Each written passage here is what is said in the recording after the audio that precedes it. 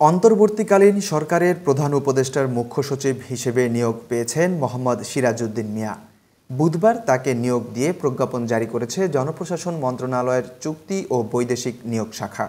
প্রজ্ঞাপনে বলা হয়, ২০১৮ সালের সরকারি চাকরি আইনের ৪৯ ধারা অনুযায়ী মোহাম্মদ সিরাজউদ্দিন মিয়াকে অন্য সব ধরনের কর্মসম্পর্ক পরিত্যাগের শর্তে যোগদানের তারিখ থেকে পরবর্তী ২ বছরের মেয়াদে প্রধান উপদেষ্টার মুখ্য সচিব পদে চুক্তিভিত্তিক নিয়োগ দেয়া হলো।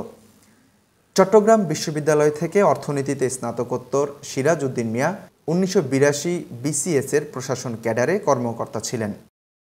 ২০০৯ সালে যুগ্ম সচিব অবস্থায় ওএসডি হন এই কর্মকর্তা। পরে ২০১৬ সালে তিনি অবসরে যান। পরিচিত মহলে সিরাজউদ্দিন সাথী নামে পরিচিত এই কর্মকর্তা আমলাতন্ত্র, মুক্তিযুদ্ধ, সমাজ বিবর্তন, ধর্মচিন্তা, অর্থনীতি সহ বিভিন্ন বিষয়ে ৩২টি বই লিখেছেন। তার প্রথম বই বেলতৈল গ্রামের জরিমন ও অন্যান্য সম্পাদনা করেছেন বর্তমান প্রধান উপদেষ্টা মোহাম্মদ ইউনূস। আমলাতন্ত্র নিয়ে তার বইগুলো হলো বাংলাদেশের আমলাতন্ত্র ও আমলাতন্ত্রের অন্দরমহলে ৩২ বছর। গত ৫ আগস্ট শেখ হাসিনা সরকারের পতনের পর ৭ আগস্ট সাবেক মুখ্য সচিব মোহাম্মদ তোফাজ্জল হোসেন মিয়ার চুক্তি বাতিল করা হয়েছিল। তখন থেকেই ফাঁকা থাকা এই পদে নিয়োগ দেওয়া হলো আওয়ামী লীগ সরকারের সময়ে পদোন্নতি বঞ্চিত এই কর্মকর্তাকে।